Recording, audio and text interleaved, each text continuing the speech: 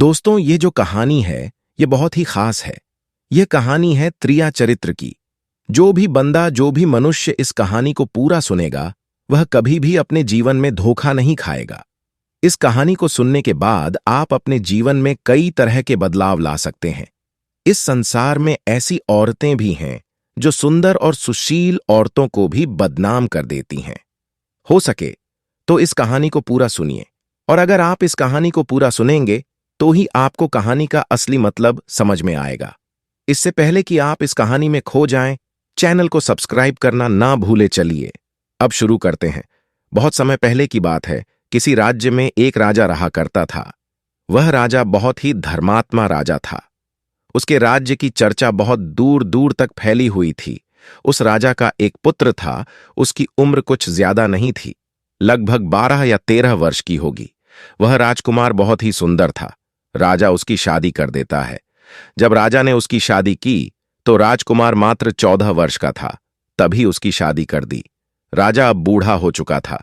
एकदम राजा ने सोचा कि अपने राजकुमार को अब राजा बना देते हैं, क्योंकि उस राजकुमार ने अब कई शादियां की थीं, और पहले के राजाओं में यही नियम था कि राजा जितनी चाहे उतनी शादी कर सकता था। तब वह राजा अपने पुत्र को राजा बना देता है। उसकी शादी हो चुकी थी, और एक नहीं, उस राजकुमार की 7 शादी हो चुकी थी।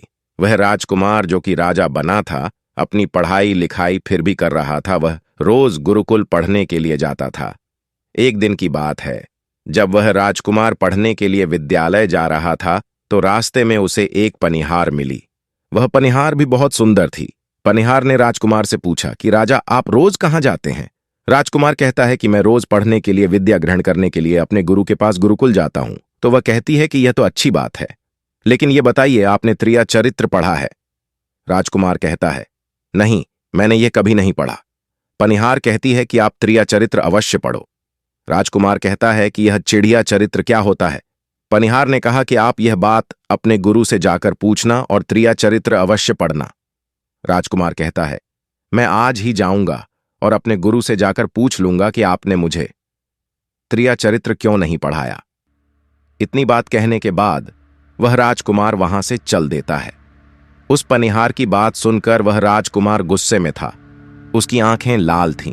वह अपने गुरु के पास जाकर प्रणाम करता है।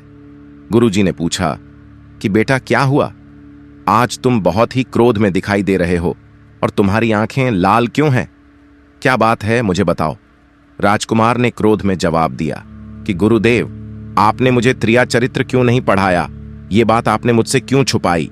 त्रिया चरित्र के बारे में मुझे बताया क्यों नहीं? गुरु कहते हैं कि बेटा, तुम त्रिया चरित्र ना ही पढ़ो तो बेहतर है, क्योंकि त्रिया चरित्र पढ़ना खतरे से खाली नहीं होता, और जब तुम त्रिया चरित्र पढ़ोगे तो उसमें तुम्हारी जान भी जा सकती है।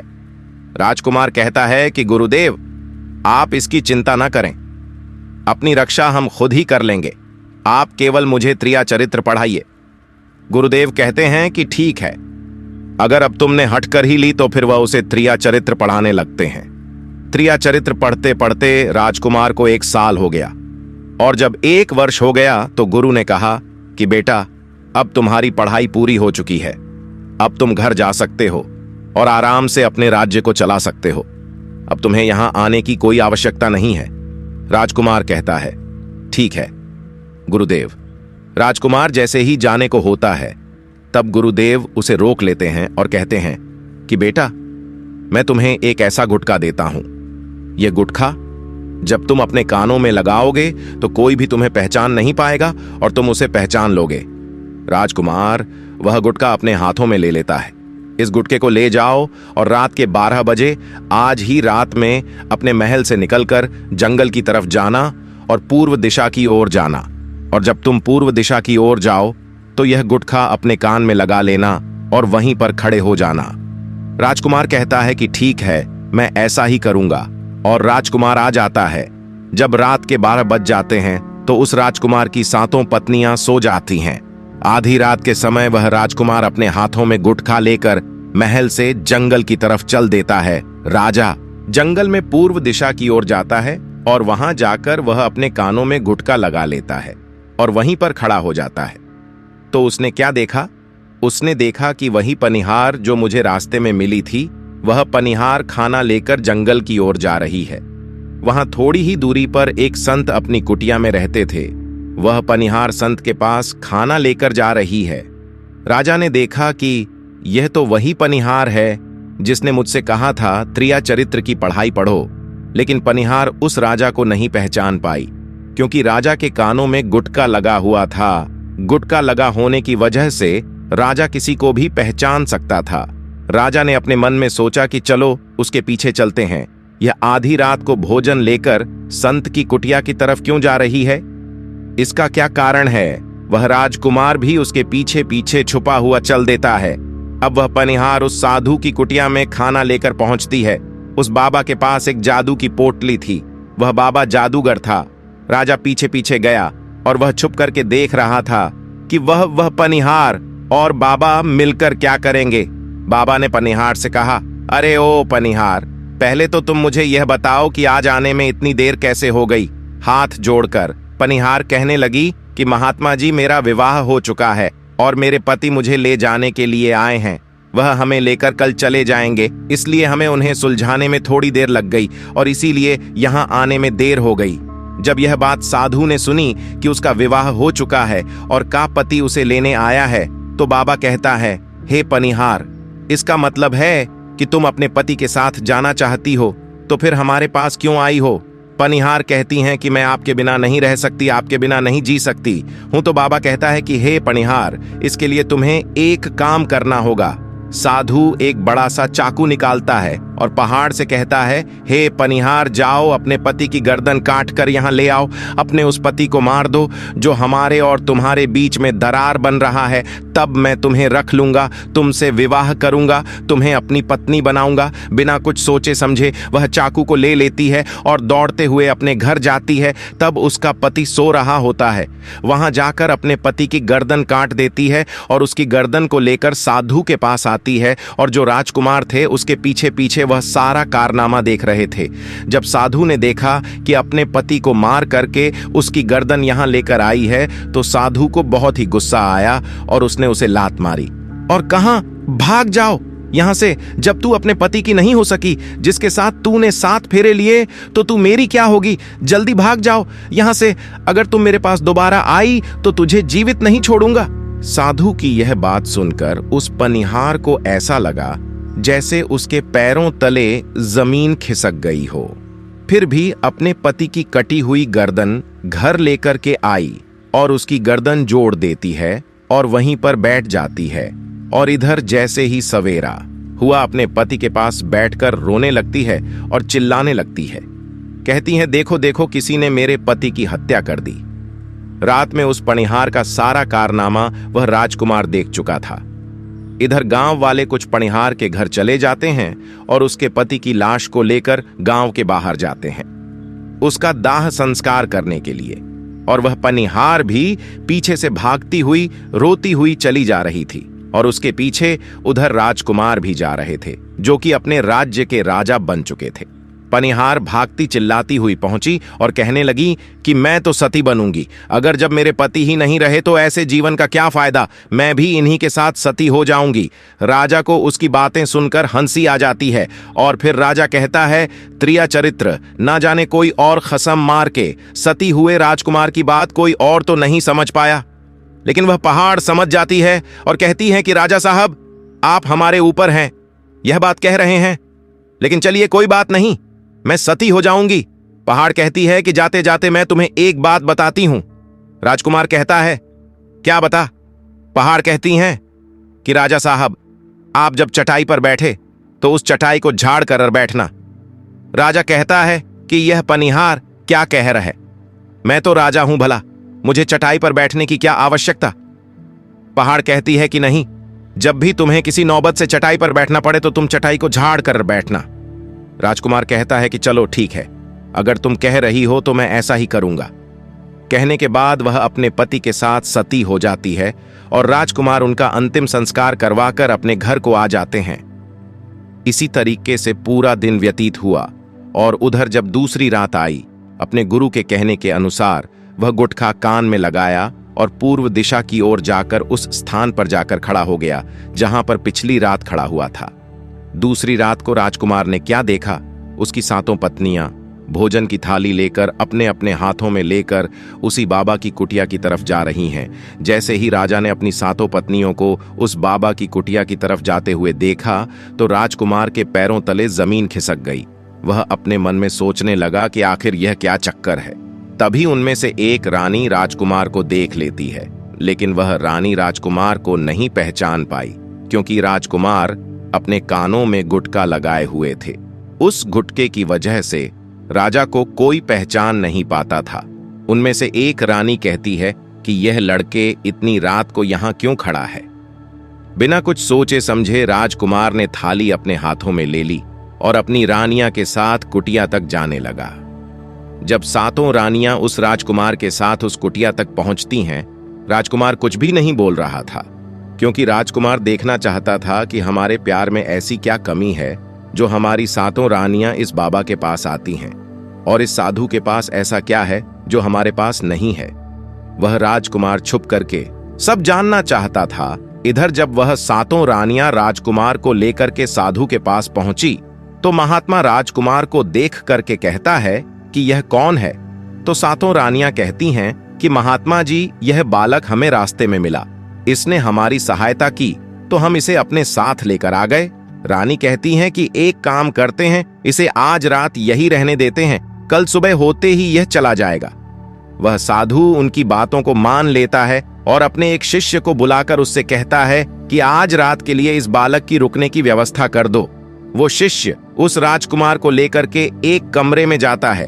उस कमरे में एक चटाई बिछी हुई थी। शिष्य राजकुमार से कहता है कि देख भाई, आज तुझे इसी चटाई पर सोना पड़ेगा। इतना कहकर वहां से चला जाता है। तब राजकुमार कमरे में अकेला पड़ जाता है। अपने मन में सोचता है कि आज तो नौबत आ ही गई चटाई पर सोने की। चलिए कोई बात नहीं, आज की रात हम चटाई पर ही गुजारते हैं। राजकुमार जैसे ही चटाई पर बैठने वाला था तो उसे उस पनिहार की बात याद आ गई। अब वह सोचने लगा कि पनिहार ने मुझसे कहा था, जब भी तुम्हें चटाई पर बैठने की नौबत आए तो तुम चटाई को अवश्य झाड़ लेना। तो चलो आज पहले झाड़ ही लेते हैं, हो सकता है कि इसका कोई राज हो। अब जैसे ही राजा ने चटाई उठाई तो उसने क्या देखा? उसने देखा कि वहां एक बहुत बड़ा भयानक कुआं है। जब राजा ने उस कुएं को देखा तो उसके होश उड़ गए। तब वह राजा उस कुएं के अंदर झांक कर देखता है। राजा को अंदर बहुत सारे कैदी दिखाई देते हैं, जिन्हें उस्तादों ने अंदर कैद करके रखा था। उन कैदियों में से एक आदमी ने राजकुमार को पहचान लिया। वह आदमी राजकुमार से कहता है कि राजकुमार, आप यहां कैसे आ गए? राजकुमार कहता है कि धीरे बोल, नहीं तो सब पोल पट्टी खुल जाएगी। तब सभी कैदियों ने कहा कि राजा साहब, आप यहां से भाग जाइए। हम तो यहां से निकल नहीं पाए, लेकिन आप यहां से भाग जाइए, नहीं तो आपका भी यही हाल हो जाएगा जो कि हमारा हो है। आप भी यहां फंस जाएंगे। आपको भी पकड़कर यह साधु इसी कुएं में डाल देगा। आप जितना जल्दी हो सके यहां से भाग जाइए। राजा जब उस कमरे के अंदर गया था तो अपने कान में से गुटखा निकाल लिया था, और जब राजा वहां से भागा तो अपने कान में गुटखा लगाना भूल ही गया। राजा को भागते हुए उन रानियां ने और साधु ने देख लिया। रानियां ने जब राजा को भागते हुए देखा तो रानियां कहती हैं, ये तो हमारे पति हैं। महात्मा से कहती हैं कि महात्मा जी, अब तो हमारी सारी पोल पट्टी खुल जाएगी। यह तो हमारे पति हैं और वह भागे जा रहे हैं। उन्होंने हमें यहां देख लिया है, अब हमारा क्या होगा? वह साधु कहता है कि तुम यहां क्या देख रही हो, जल्दी जाओ और अपने पति को पकड़कर लाना। तो रानियां राजकुमार को पकड़ने के लिए दौड़ी दौड़ी जाती है, लेकिन वह राजकुमार, राजा जो था, इतना तेज था कि वह अपने महल जा पहुंचा। घबराई रानियां के तो होश उड़ गए। फिर वापस उसी रात बाबा के पास आती हैं और बाबा से कहती हैं कि महाराज, अब तो हमारे पति हमें जीवित नहीं छोड़ेंगे। हम जैसे ही घर जाएंगे वह हमारी जान ले लेंगे। महात्मा, आप हमें बचा लीजिए, इसका कोई उपाय कीजिए। तब जाकर वह साधु रानियां को एक जादुई कील देता है और कहता है कि जब तुम जाओ तो अपने पति को बहला फुसलाकर उसके माथे में यह गुस्सा देना। जादुई कील तुम्हारे पति को ढेर बना देगा और तुम साथ साथ मिलकर उसे मार देना। बस फिर कहानी खत्म हो जाएगी और तुम 7 रानियां बच जाओगी। सब रानियां तैयार हो जाती हैं। वह 7 रानियां साधु की बात मान लेती हैं और जादुई कील लेकर महल आती हैं। वह सातों रानियां आपस में विचार करती हैं कि राजा सबसे ज्यादा प्रेम सबसे छोटी वाली को करता है, तो वह 6 रानियां मिलकर कील छोटी रानी को दे देती हैं और कहती हैं, यह लो, तुम्हारा काम है, तुम किसी भी तरह राजकुमार के सर में यह कील गाड़ देना। छोटी वाली रानी कहती है कि ठीक है। जब राजा ने उन 7 रानियां को आते हुए देखा तो क्रोध में कहा कि पहले तुम यहीं रुको, पहले मुझे यह बताओ कि हमारे राज्य में और हम में ऐसी क्या कमी है कि तुम आधी रात को उस साधु के पास जाते हो, इसका क्या कारण है, पहले तुम मुझे बताओ। तो 7 रानियां हाथ जोड़कर कहती हैं कि महाराज हमें माफ कर दीजिए, हमें लगता है कि उस साधु बाबा ने हम पर कोई जादू टोना कर दिया था, इसीलिए हमसे ऐसी गलती हो गई, आइंदा ऐसी गलती हमसे कभी नहीं होगी। छोटी रानी की ऐसी बातें सुनकर राजा उनकी बातों को मान लेता है, क्योंकि वह राजा छोटी रानी से बहुत प्रेम करता था। वह राजा भी सोचने लगता है कि शायद उस बाबा ने ही इन पर कोई जादू टोना किया होगा। अपनी 7 पत्नियों को माफ कर देता है और कहता है, ठीक है, तुम अपने कमरे में चली जाओ। सबसे छोटी रानी, जिसे राजकुमार बहुत प्रेम करता था, वह राजकुमार को खाना खिलाती है और फिर राजकुमार को सुला देती है। जब वह राजा सो गया तो वह 6 रानियां भी वहीं आ जाती हैं। सबसे छोटी रानी जो थी वह जादू वाली कील निकालती है और राजा के सर में तो देती है। छोटी रानी ने कील जैसे ही ठोकी, राजा तेजी से तो उठा, लेकिन इतने समय में वह ढेर बन चुका था। अब उस राजा में इतनी शक्ति नहीं थी कि उन रानियों से मुकाबला कर सके।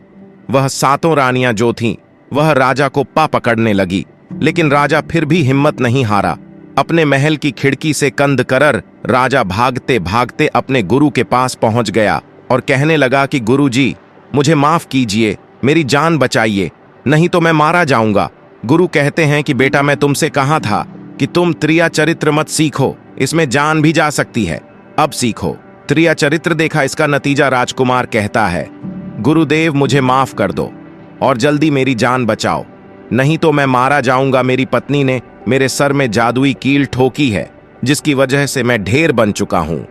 गुरु ने जब ध्यान से देखा तो कहा, यह वही कील है जो साधु ने दिया है, मैं तुम्हें अब नहीं बचा सकता। राजकुमार कहता है कि नहीं गुरुदेव, ऐसा मत कहिए, मैं आपका शिष्य हूं, आपका कर्तव्य है मेरी जान बचाना। तो गुरु कहते हैं कि हे बेटा, मैं तुम्हें बचा तो नहीं सकता, लेकिन एक उपाय है। राजकुमार कहता है, क्या गुरुदेव दे? गुरुदेव कहते हैं कि हम तुम्हें तोता बना देंगे, और जब हम तुम्हें तोता बना देंगे तो तुम राजा सुखलाल के राज्य चले जाना और वहीं रहना, क्योंकि सुखलाल राज्य में उस साधु का जादू नहीं चलता। और तुम्हें जब बहुत प्रेम करने वाली स्त्री मिलेगी तो तुम फिर से राजकुमार बन जाओगी। वह राजकुमार कहता है, ठीक है गुरुदेव, आप मुझे तोता बना दीजिए। गुरुदेव राजकुमार को तोता बना देते हैं और वह तोता बनने के बाद वह वहां से कर सुखलाल राजा के राज्य में चला गया, जहां पर बहुत सारे तोता रहते थे, वहीं जाकर रहने लगा। और 7 रानियां उस राजकुमार को खोज रही थीं। जब राजकुमार नहीं मिला तो फिर से उस बाबा के पास जाती हैं और कहती हैं कि बाबा जी, रात को वह राजकुमार भाग चुका है, आप अपनी पोटली निकालिए और देखें कि वह कहाँ है। अब महात्मा अपनी पोटली खोलता है और देखने लगता है कि वह राजकुमार तोता बन के सुखलाल राजा के राज्य में रह रहा है। वह साधु यह सारी बात उन रानियां को बताता है। तो रानियां कहती हैं कि स्वामी अब क्या करें? वह साधु कहता है कि अब तुम अपने राजमहल में जाओ और जाकर की घोषणा कर दो कि जो भी तोता पकड़ कर लाएगा हम उसे 5 सोने के सिक्के देंगे। 7 रानी अपने महल पहुंचती हैं और वहां पर घोषणा कर देते हैं कि सभी से कह दो कि जो भी तोता पकड़ कर लाएगा हम उसे 5 सोने के सिक्के देंगे। उस राज्य के जितनी बहेलियां थे तो तोता पकड़ने के लिए चारों तरफ घूमने लगते हैं, और जो भी तोता पकड़ते लेकर रानी के पास जाते और 5 सोने के सिक्के ले लेते थे और वहां से चले जाते, और वह 7 रानियां उस तोते को मार देती। ऐसे ही धीरे धीरे बहुत समय निकल गया और ये राजकुमार जो तोता बनकर के जहां गया था वह सारे तोता हों से बहुत अच्छी अच्छी बातें करता। तो सारे तोता को लगा कि है तोता तो बहुत बहुत समझदार है, ये तोता तो बहुत अच्छी अच्छी बातें करता है, इसे हम अपना राजा बना लेते हैं। और सभी तोता मिलकर उसे राजा बना लेते हैं। राजकुमार सभी तोताओं का राजा बन जाता है और वही छुपकर रहने लगता है। एक बहेलिया तोता पकड़ते हुए सुखलाल राजा के राज्य में पहुंच जाता है और वह उसी पेड़ के पास पहुंच जाता है जहां पर वह राजकुमार तोता बनकर छुपा हुआ था। जब उस बहेलिया ने इतने सारे तोतों को देखा तो अपने मन में सोचा कि अगर हम इतने सारे तोता पकड़ रानी के पास ले जाएंगे तो हमें बहुत सारे सोने के सिक्के मिल जाएंगे। लेकिन वह बहेलिया सोचता है कि हम इतने सारे तोतों को पकड़ेंगे कैसे, जिस पेड़ पर तोता रहते थे। अब जैसे ही सुबह हुई उस पेड़ से सारे तोता उड़कर दाना पाने के लिए बाहर चले जाते हैं। और इधर बहेलिया क्या करता है, अपनी चाकू से पेड़ पर चारों तरफ कट लगा देता है, जिससे कि पेड़ में से बहुत सारे गोंद निकल जाते हैं। पेड़ के चारों तरफ ही गोंद हो जाते हैं। जो लोग गोंद के बारे में नहीं जानते, मैं उन्हें बता दूं कि हर पेड़ पर एक प्राकृतिक गोंद निकलता है जिससे हम कुछ भी चिपका सकते हैं। बहेलिया वहीं चुप करके देखने लगा और जब शाम हुई तो सारे तोता वापस आए और वह तोता जैसे ही पेड़ पर बैठे सभी का पैर उस गोंद में चिपक गया, क्योंकि पूरे पेड़ में गोंद ही गोंद लगा हुआ था। अब तो सारे तोता परेशान हो गए। उनमें राजकुमार अभी जो तोता बना हुआ था वह चिपक गया था। सारे तोता राजकू से कहते हैं, क्योंकि सारे तोता राजकुमार को अपना गुरु मानते थे, कि आप कुछ भी सोचो लेकिन हम सबको बाहर निकालो, नहीं तो सुबह तक वह बहेलिया आएगा और हमें पकड़कर लेकर के चला जाएगा। वह राजकुमार कहता है कि तुम बिल्कुल चिंता मत करो, जब सुबह वह बहेलिया आएगा तो तुम सभी ऐसा करना कि उस बहेलिया को लगे कि सारे तोता मर चुके हैं, और जब सभी तोते को पेड़ से छुड़ाकर नीचे फेंक दे तो सभी उड़कर भाग जाना। सभी को तोता कहते हैं कि ठीक है गुरुदेव। अब सुबह हुई, जैसे ही बहेलिया पेड़ के पास पहुंचा तो सभी तोता ऐसे लटके हुए थे जैसे कि वह सभी मरे हुए हैं। जब बहेलिया उन तोतों को देखा तो सोचा, अरे ये क्या हो गया, ये तो सभी मर गए, अब हमें सोने के सिक्के कैसे मिलेंगे। फिर बहेलिया ने सोचा कि चलो अब इन्हें छुड़ा ही देते हैं, इतना तो उपकार इन पर कर ही सकते हैं। बहेलिया पेड़ पर चढ़ा और उन तोतों को छुड़ाकर नीचे फेंकने लगा। बहेलिया ने सभी तोतों को छुड़ाकर नीचे फेंक दिया, लेकिन जो राजकुमार था, जो कि तोता बना हुआ था, वह वहीं पर रह गया और नीचे जितने भी तोता थे वह सभी उड़कर भाग गए। बहेलिया ने सोचा, अरे ये क्या हुआ, यहां पर सिर्फ एक ही तोता है और जो यहां पर मरा हुआ लटका है, और मैंने जितने भी तोतों को छुड़ा कर नीचे फेंका वह सभी उड़कर भाग गए। बहेलिया ने सोचा, इसका मतलब है इन सारे तोता ने मिलकर मेरे साथ धोखा किया है। अब वह राजकुमार जो था, जो तोता बना हुआ था, वही सिर्फ पेड़ पर लटका हुआ था। वह बहेलिया कहता है कि यह सब तुम्हारी चाल है, चलो अब मैं तुम्हें लेकर जाऊंगा। और इधर वह बहेलिया उस तोते को बेचने के लिए रानी के पास जाने लगता है। तो रास्ते में वह तोता कहता है, जो कि राजकुमार था, वह बहेलिया से कहता है कि तुम मुझे कहां ले जा रहे हो। तो वह बहेलिया कहता है, मैं तुम्हें बेचने के लिए रानी के पास ले जा रहा हूं। अगर मैं तुम्हें वहां बेचूंगा तो मुझे 5 सोने के सिक्के मिलेंगे। वह राजकुमार कहता है कि मैं अगर तुम्हें 5000 सोने के सिक्के दिलाओ तो क्या तुम मुझे नहीं बेचो। बहेलिया कहता है कि तू मुझे 5000 सोने के सिक्के कहां से दिलाएगा। तो तोता कहता है कि राजा सुखलाल के यहां एक बहुत बड़ा मेला लगता है, तुम मुझे वहीं पर बेचो, मूल में स्वयं ही बताऊंगा। बहेलिया उस तोते की बात मान लेता और रानी के पास बेचने की जगह है राजा सुखलाल के राज्य के मेले में उस तोते को बेचने के लिए चला जाता है। और उस राजा के राज्य में यह नियम था, अगर किसी व्यक्ति का सामान शाम तक नहीं बिके तो वह राजा स्वयं उस सामान को खरीद लेता था। बहेलिया उस तोते को लेकर बाजार में पहुंचता है। जब कोई व्यक्ति उस तोते को खरीदने के लिए आता है तो वह पूछता कि है कितने का है।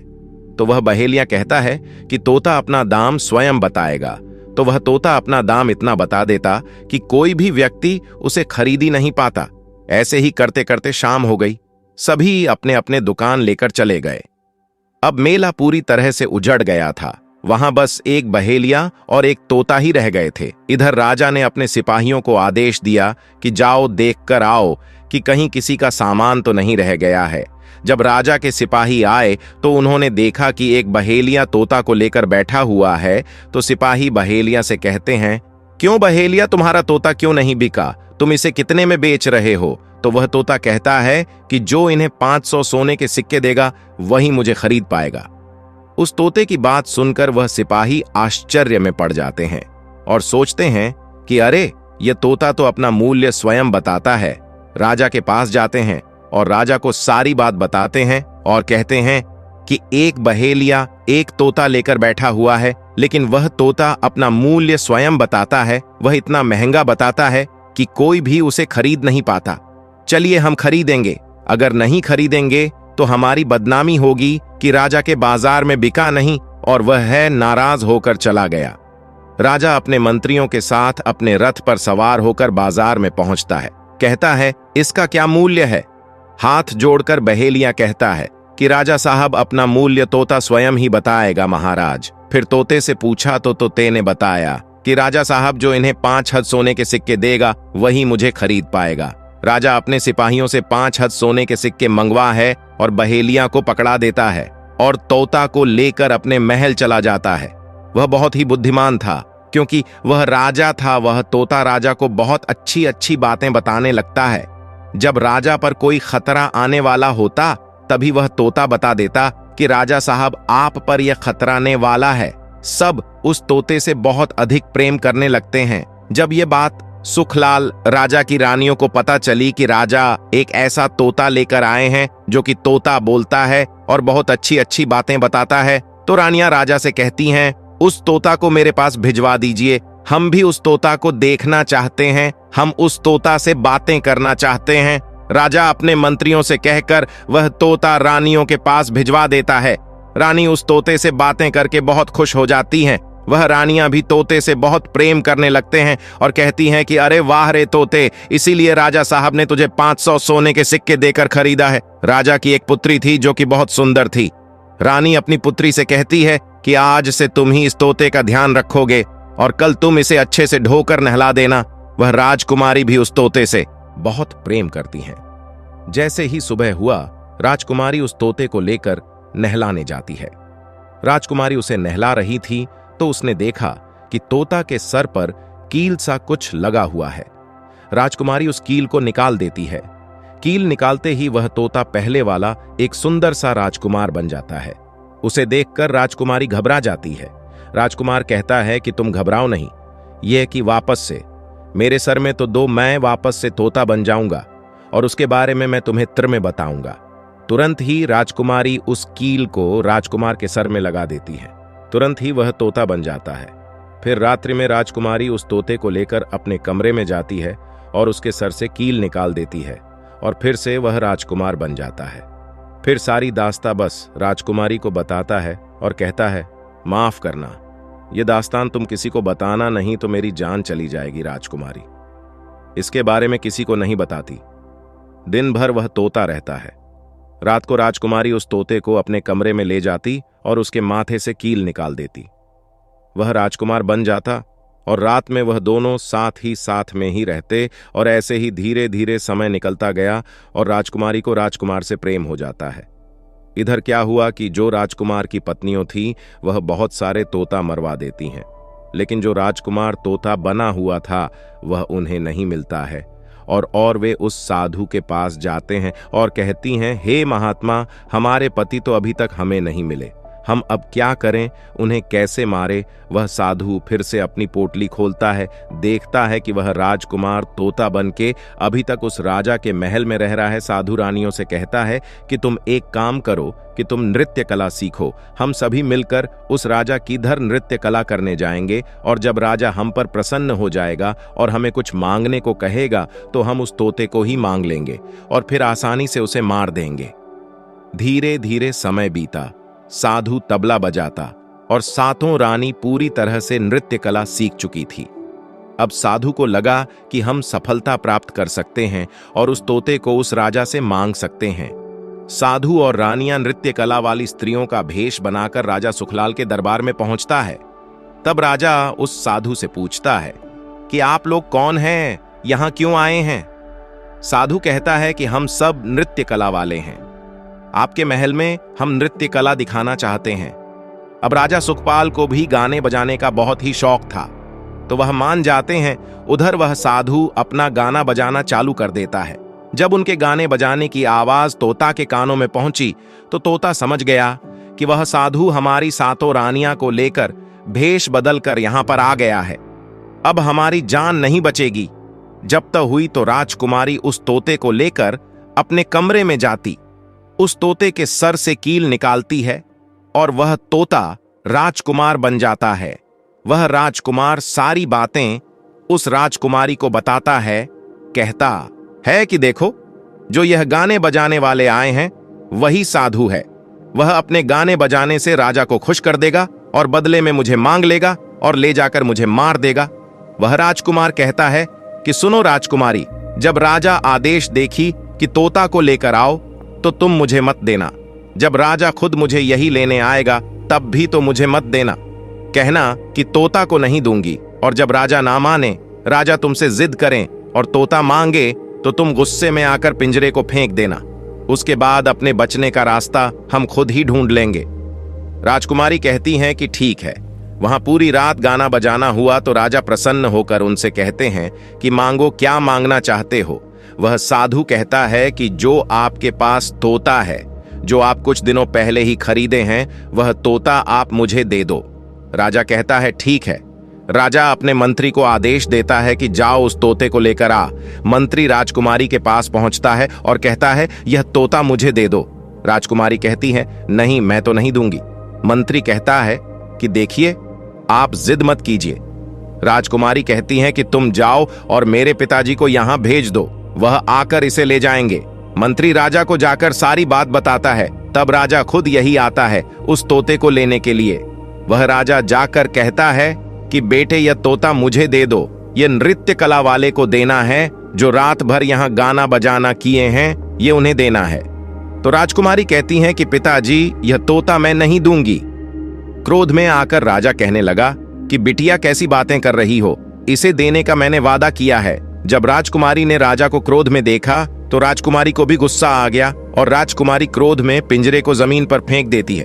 वह पिंजरा जैसे ही जमीन पर गिरा, वह टूट गया और वह जो तोता था वह सरसों का दाना बन गया। यह देखते ही साधु तुरंत कबूतर बन जाता है और उस दाने को चुभने के लिए झुकने लगता है। उसमें से जो एक दाना था, बस वही राजकुमार था, एक नाली में जाकर गिरता है। जैसे ही वह दान नाली में गिरता है, राजकुमार बांस बन जाता है और एकदम से कबूतर पर झपट है और उसे मार देता है। इस तरह से उस साधु की मृत्यु हो जाती है। राजा यह सब देखकर आश्चर्यचकित हो जाता है। उस कबूतर को मारकर फिर से तोता बन जाता है और जो राजकुमारी थी वह उस तोते से कील निकाल देते हैं और वह फिर से पहले जैसा राजकुमार बन जाता है। वह राजकुमारी अपने पिता को सारी बात बता देती है। वह राजकुमार कहता है कि देखिए राजा साहब, मैं भी एक राजा हूं और मैं आपकी बेटी से प्रेम करता हूं और मैं उससे शादी करना चाहता हूं। वह राजा अपनी पुत्री से पूछता है कि बेटी, क्या तुम उससे शादी करना चाहती हो। राजकुमारी कहती है कि पिताजी, मैं इनसे प्रेम करती हूं। राजकुमार उस राजा की पुत्री से विवाह करके अपने महल जाता है और उनकी 7 जो पत्नियां थीं पकड़बंदी गृह में डलवा देता है और फिर खुशी खुशी उस राजकुमारी के साथ रहने लगता है। दोस्तों, यही है त्रिया चरित्र की पढ़ाई, जिसे पढ़ने के बाद राजा को अपनी जान बचाने के लिए क्या क्या नहीं करना पड़ा। वीडियो को लाइक करके इसे ज्यादा से ज्यादा शेयर करें एवं ऐसी रोचक जानकारियों, कहानियों और पौराणिक कथाओं के लिए हमारे अकेला बाबू को सब्सक्राइब करके बेल आइकॉन को प्रेस करके ऑल पर सेट कर लीजिएगा। वीडियो को अंत तक देखने के लिए आपका धन्यवाद।